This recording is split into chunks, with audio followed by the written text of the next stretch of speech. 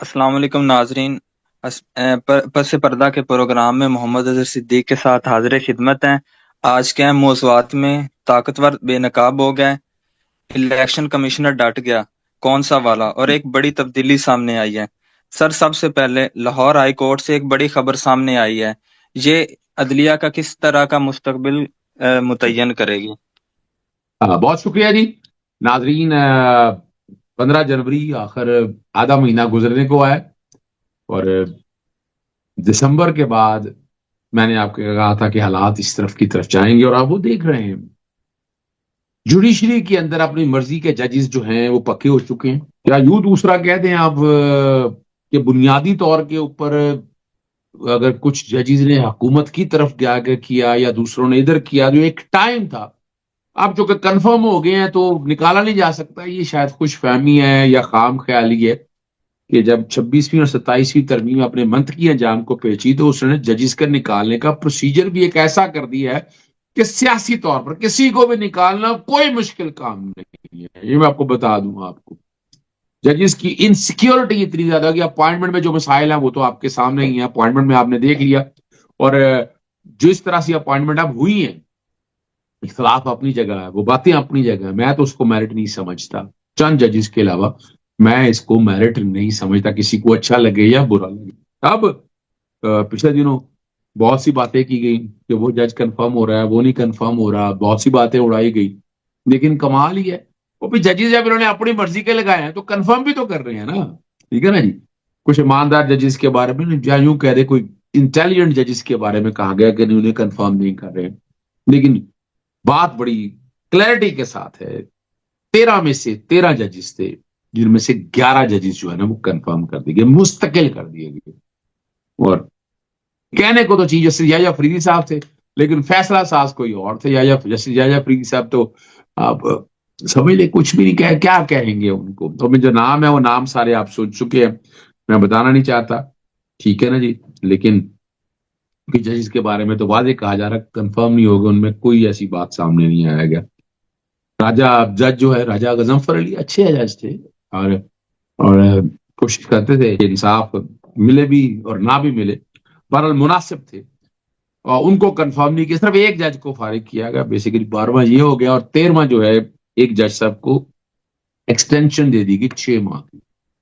طارق محمود باجوہ کو۔ بار تو بنیادی طور پر پسند نہیں کرتی کہ جس طرح سے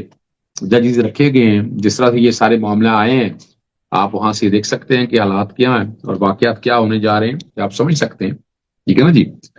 ٹھیک ہے۔ لیکن یہ کہنا کہ میرٹ پرزرو ہو گیا، 26ویں اور 27ویں ترمیم نے جو ایک ڈویژن کر دی ہے، ہماری عدالتیں کمزور ہو چکی ہیں، ججز اپوائنٹمنٹ، ٹرانسفر، پوسٹنگ، جو بھی آپ کہنا چاہیں، وہ ایک پورے ایک ایجنڈے کے تحت ہو رہا ہے، ایک حالات اور واقعات، ایک خاص مخصوص حالات کے تحت ہو رہا ہے،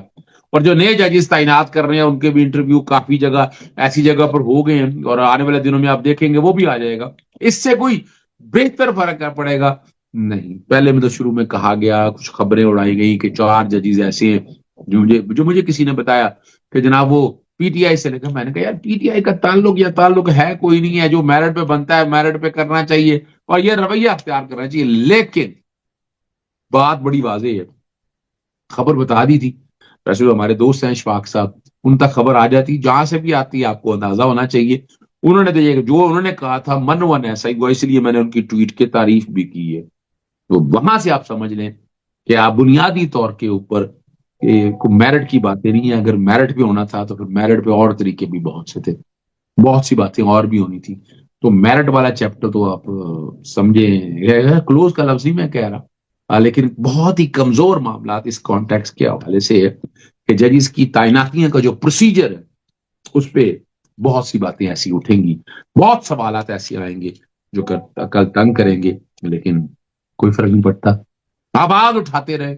میرٹ پہ انفورسمنٹ کی بات کرتے رہے، ہمارے وکلا کو بھی، یعنی بار بار کہتا ہوں ہمارے سیاسی جماعتوں کو بھی اس حوالے سے سیمینار کرنے چاہیے، کلیئرٹی کے ساتھ، ریئلٹیز کے ساتھ، یہ ساری چیزیں سامنے لانی چاہیے کہ آپ نے کیسے چیزوں کو سیٹل کرنا ہے۔ یعنی آپ اگر میرٹ انفورس کرنے کی بات کریں گے تو اس کا فائدہ ہے، قوم کو فائدہ ہے کہ الٹیمیٹلی جو ہے ایماندار میرٹ پہ میریٹوریس یعنی میرٹ پہ عمل درآمد یقینی ہو سکے۔ سر، ہمارا اگلا سوال ہے ایمان مزاری والا کیس ایک ایسے مرکز کے گرد گھوم رہا ہے جس کا نہ ایمان مزاری کو فائدہ ہوگا اور نہ عدلیہ کو، تو اس کو ایک سائڈ پر کیوں نہیں لگا دیا جاتا؟ دیکھیے بات تو سچ ہے، بات ہے رسوائی کی۔ سوال ہے کہ طاقتور لوگ یا وہ جو لوگ میٹر کرتے ہیں وہ اپنی طاقت کو قائم رکھنا چاہتے ہیں۔ یاد رکھیے گا، اب کوئی اپنی طاقت ختم نہیں کرتا، ضائع نہیں ہونے دیتا۔ تو یہاں بھی ایسا ہے، طاقت کا محور جہاں جو فیصلہ ساز ہو رہے ہیں وہ اپنی طاقت برقرار رکھنا چاہ رہے ہیں۔ اب اس میں اب یعنی اگر عدالتیں آزاد ہو تو بہت سی ایسی باتیں ہو سکتی ہیں۔ اگر right to fair trial due process لانا، تو اس کیس میں right to fair trial due process تھا تو مل نہیں رہا۔ اب یہاں وجہ یہ تھی کہ تقریباً آخری گواہ رہ گیا تھا، اس کے بعد آگے 342 کا سٹیٹمنٹ ہونا تھا، سزائیں دے دینی تھی، اور نظر یہی آ رہا تھا کہ یہ معاملہ کس طرف چل رہا ہے۔ یہ سزا دینے کے لیے تقریباً پروسیس سارے گراؤنڈ تیار ہو چکی ہوئی۔ آج وہ بنیادی طور پر انہوں نے جو ایمان بزاری نے ایک لحاظ سے بہتر کہا، انہوں نے کہا جی جرا خود کرنی ہے، لیکن وہ بیمار تھی۔ ہاں، ہمارے بار کے صدر جو ہیں، اسلام آباد بار کے صدر، وہ خود پیش ہوئے، تلخ کلامی بھی پروسیکیوٹر کے ساتھ، اور چیزیں بھی ساری سامنے بتائیں، لیکن نہیں، جج صاحب نے بات مانی نہیں ہے۔ اور کمال کی بات ہے، بڑی زبردست بات ہے، اس نے یعنی جج صاحب نے پہلے ہی سزا کا حکم سنا دیا۔ انہوں نے کہا ان کو پکڑو، گرفتار کرو، انویسٹیگیشن آفیسر کو کہا ہے، اور ان کو لاک اپ میں بند کر دو، ٹھیک ہے نا جی۔ اور ساتھ انہوں نے کہا ہے ضمانتیں بھی منسوخ کر دی، پتہ نہیں ضمانت کیسے، بہرحال ضمانت منسوخ کر لی، ود ڈرا کر لیا انہوں نے، اور ناقابل ضمانت وارنٹ جاری کر دیے، اور national cyber crime investigation agency کو فوری گرفتار، جوڈیشل لاک اپ کا حکم دیا، اور ساتھ یہ بھی کہا ہے اب صورتحال ساری سامنے آ چکی ہے، تلخ کلامی ہوئی، باتیں بہت ضروری ہوئی، گواہ کو جرا کے لیے بلایا، اور بدتمیزی، دراز اندازی کے حوالے سے باتیں ہوتی رہی، اور گواہان پر جرح نہیں کریں گے اور نہ ہی کسی کو آگے آنے دیں گے۔ اور حاضری سے استثناء کی درخواست جو ہے وہ مسترد کر دی، اور جج نے ریمارکس دیے کہ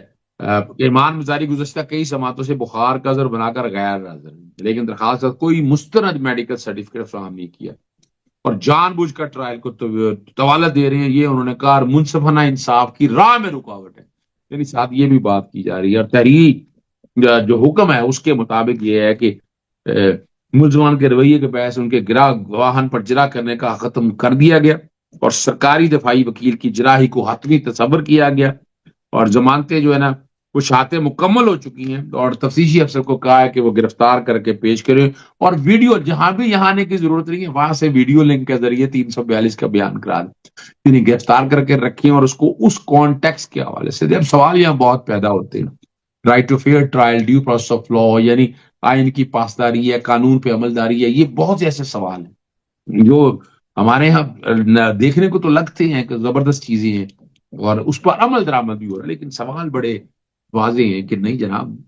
عمل درآمد کہاں ہو رہا ہے یہاں؟ یہاں اب ہماری باریں کہاں ہیں؟ ٹھیک ہے وکیل کے ساتھ جاتی ہے، اور اپنی جگہ پر وہ کہیں کہ نہیں یہ خاص طبقے کی ہے، لیکن نہیں، وکلا برادری کو وکلا برادری کے ساتھ کھڑا ہونا چاہیے، اور انہیں سامنے آنا چاہیے۔ باتیں بڑی وضاحت کے ساتھ ہے کہ کس نے کیا کیا، کیوں یہ سارا کچھ ہو رہا ہے، وہاں سے سمجھ سکتے ہیں آپ، وہاں سے آپ کو اندازہ بھی ہے، اور کمال کی بات ہے جا کے بھی تھوڑی دیر کے اندر کیا ہوگا وہ بھی آپ دیکھ لیجئے گا۔ لیکن اب یہاں سوال یہ ہے کہ اس بات کو، صرف یہ حق اجرا کو ختم کرنے کو میرا خیال ہے اسلام آباد ہائی کورٹ میں چیلنج کرنا چاہیے، اور کل ہی پہلی فرصت کے اندر چیلنج، اور دیر از اے پاسبلٹی کہ یہ سارا سسپینڈ ہو جائے گا۔ حالانکہ عدالت نے بڑا وضاحت کے ساتھ ایک ایک چیز کہی تھی، ٹائمنگ کے فیکٹر کو بھی سامنے رکھا تھا۔ اب یہاں ڈیپینڈ کرتا ہے کہ وہ عدالت اسلام آباد ہائی کورٹ اب کیا کرتی ہے اس کے اوپر۔ یقیناً درخواست جائے گی، درخواست سسپینشن کے، آپ کو یاد ہونا چاہیے پہلی جو بڑا زبردست رہا تھا، جو ان کے سامنے دو صاحب آئے ہوئے تھے، وہ ہم نے دیکھا، اور وہاں دقت بھی کوئی نہیں ہوئی، لیکن یہاں دکھتے مسائل اپنی جگہ پر ہے، مشکلیں، پریشانیاں، کیا کچھ ہو رہا ہے وہ بھی سارا کچھ آپ دیکھتے رہیں، آپ کو اندازہ ہو جائے گا کہ یہاں کیا ہم سوچ کیا رہے ہیں، کرنا کیا چاہتے ہیں۔ یہاں بار کاؤنسلز کو، بار ایسوسیشن کو، سب کو وکلا کے لیے کھڑے ہونا چاہیے، بات اپنی بتانی چاہیے۔ یعنی یہ کوئی ذاتی طور پر تو معاملہ نہیں ہے، جو معاملات ہیں وہ معاملات ہر ایک کو پتا ہے کہ کس جگہ پر ہے، کس طرح سے ہے، لیکن یہ ذاتی معاملات کے حوالے سے، ذاتی طور پر جو ہے نا یہ کام کرنا، تو وہ انہوں نے ٹھیکہ قانون کے تحت مقدمہ درج کر لیا، درج کر کے اب گرفتار کر سکتے ہیں۔ اب آپ کے پاس تو لائسنس ٹو یعنی لائسنس ٹو کل موجود ہے، جو مرضی کر دیں، جس طرح مرضی کر دیں، یعنی آپ کے پاس اتنا کچھ مٹیریل ہے، اتنی چیزیں موجود ہیں کہ آپ اس کو اس کانٹیکس کے حوالے سے لیتے جائیں گے تو کوئی مسئلہ نہیں ہوگا۔ سر ڈکی بائی کے کیس کی طرح کیا اب بھی بگ بردر سامنے آئیں گے یا نہیں آئیں گے؟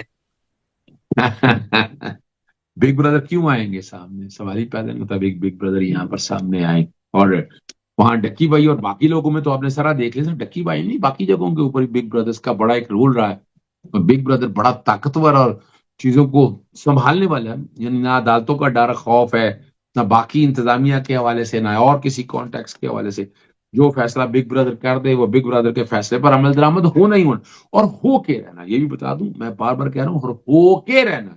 ہو یہ رہا ہے۔ اس لیے آپ کے سامنے کوششیں رکھتے رہتے ہیں کہ بہرحال اپنے حصے کی شمع جلا رہے ہیں، اور یہاں تقاضا تو یہی ہے کہ اگر ایسا واقعہ ہوا ہے اس کی باقاعدہ انکوائری ہونی چاہیے، چیزیں ساری ہونی چاہیے، کیسے کس نے کیا، یعنی آپ چلو یہاں تک نہ چھوڑے، میں تو اس سے آگے کی بات کرتا ہوں کہ آپ اس کی باقاعدہ ایک انکوائری کروائی جائے اور چیزیں ساری سامنے آ سکے۔ سر ویزا کے مقابلے میں کے معاملے میں محسن نقوی صاحب کو کیوں جھوٹ بولنا پڑا؟ حالانکہ بی بی سی نے بھی اس بات پر طنز کر دیا ہے کہ اگر حالات اچھے تھے، معاملات اچھے تھے تو پابندی لگانے کی کیا ضرورت تھی امریکہ کو؟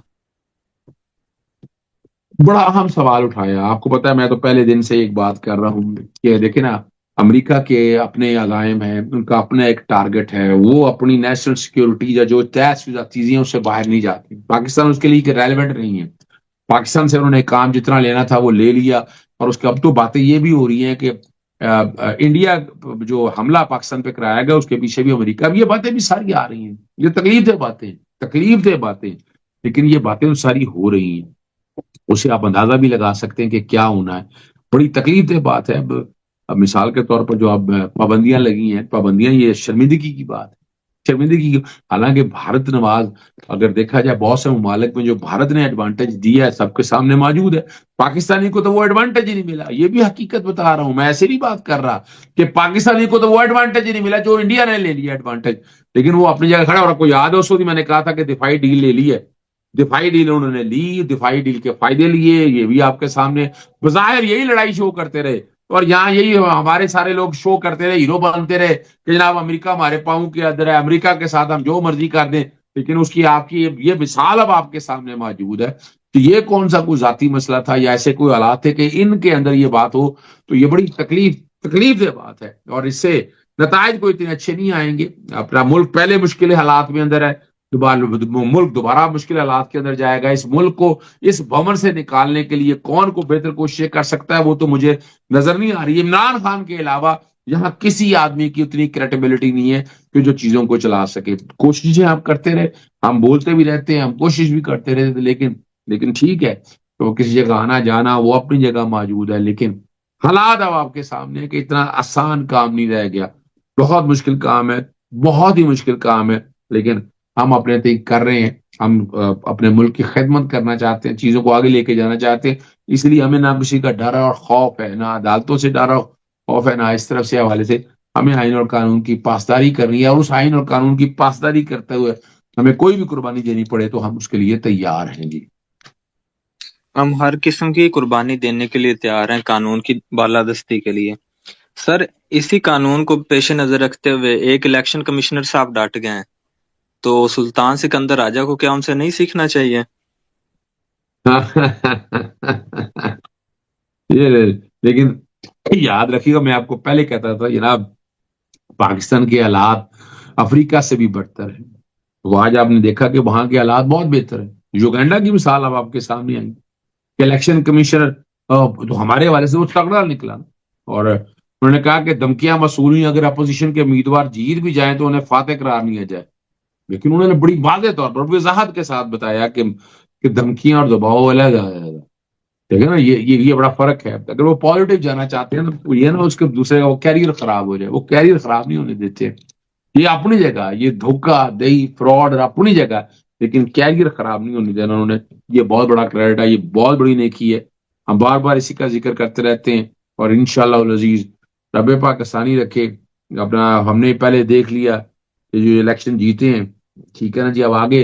इलेक्शन हाथ जीतने के हवाले से आगे है कि आगे आप क्या चलते हैं या क्या कहते हैं, ये देखने वाली बातें हैं। लेकिन लेकिन उन्होंने जो कैनेडा के, उन्होंने बड़ी वजाहत के साथ जो है ना अपने आप को साइड लाइन किया। हालांकि देखिए, आप पूरी दुनिया के अंदर, आइन के अंदर अगर ऐसी प्रोविजन मौजूद है तो उनका काम फ्री, ट्रांसपेरेंट, बिल्कुल कोई एक बंदा उंगली ना उठा ले, कोशिश कर ले, वो सारा इतनी सफाई, तभी तो वहां पर बहाल है कि वो इन चीजों का बड़ा ध्यान रख। हमारे यहाँ ये है, हम नहीं सोचते, हम कहते देखी जाएगी जो होना है, जिधर गया देख रहे हैंगे, हमें इससे क्या कि मुल्क, जब मुल्क इस तरफ गया, जहां मर्जी गया, हमारा सिस्टम निजाम ठीक रहना चाहिए, और हम सारा कुछ अपने उस निजाम के गिर्द चीजों को लेकर चलते हैं और उसी तरह से चीजों को सेटल डाउन करना चाहते हैं, जो कि मैं समझता हूं मुनासिब नहीं है। हमें हमें हमारे लिए कौमियत में अगर देखा जाए, हमारा मुल्क बड़ा अहम है, हमारे वहां के रहने वाले बासी बड़े अहम है, और हमें उनकी हर तरह से सपोर्ट करनी चाहिए। अब चूंकि ये पाबंदी लगा दी है,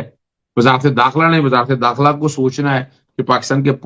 पासपोर्ट की पहले ही हालात क्या बने पड़े हैं, यहाँ अगर लोगों के पासपोर्ट बंद कर देंगे तो क्या बनेगा, और उनका मसाइल, उनका दावा कार होगा। ये बड़ा एक अहम मामला है। ये डिपेंड करता है कि हुकूमत वक्त कुछ करना चाहती तो ठीक है, वरना नहीं हालात नजर आते। सर, अडयाला जेल में एक बड़ी तब्दीली सामने आई है, तो ये किस हद तक मुस्बत साबित हो सकती है? अच्छा, बहुत, देखिए मैं समझा शायद, पता नहीं आप मुस्बत तब्दीली हुई है, आप चले गए वहां मिलने के लिए, लेकिन इमरान खान साहब से मिलना, और 8 फरवरी तक जैसे उनका हुकूमत का एजेंडा है, वो नहीं मिलने देना चाहते। 8 फरवरी, ये याद रखिएगा। तो अगर आप कोई दरखास्त ले भी आएंगे, वो पड़ी रहेगी, वो कोर्ट में फिक्स नहीं की जाएगी। ये मेरे पास खबर भी है, हालात और वाकयात भी हैं, और जितनी जल्दी जितना कुछ हो सकता था हमने उतना तो कर लिया, लेकिन अब डिपेंड ये करता है कि आप चीजों को आगे कैसे लेके जाना, वो जरा समझने वाली बात है। वो आप जरा समझा दीजिएगा कि किस तरह आगे लेकर जाएंगे। हमारे इस पैगाम के साथ हमें इजाजत दीजिए। हमारा चैनल सब्सक्राइब कीजिए इस मुल्क के लिए, और दुआ गो रहिए। अल्लाह हाफिज।